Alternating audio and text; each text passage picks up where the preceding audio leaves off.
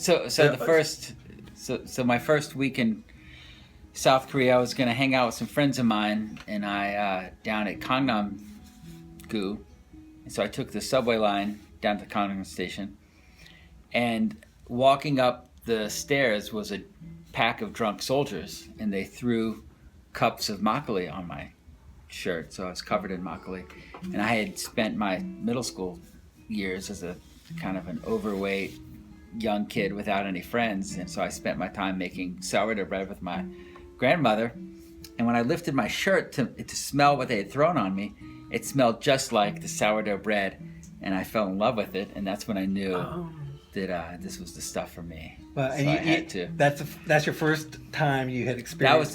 My first experience of makgeolli was when some drunk soldiers threw makgeolli on me. My first week in Korea, he was very angry about something. He was screaming at me. He was incredibly passionate about something that I had done or I represented, and so it was fantastic. It was the reason I had.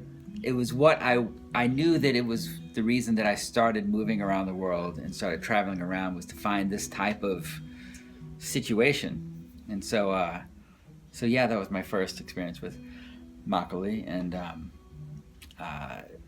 later, when my grandmother in Korea taught me how to make it, and I just started experimenting with it after that.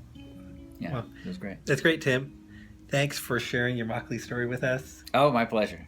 And thanks for sharing your brews. My greater pleasure. Yeah, thank you. Thank you.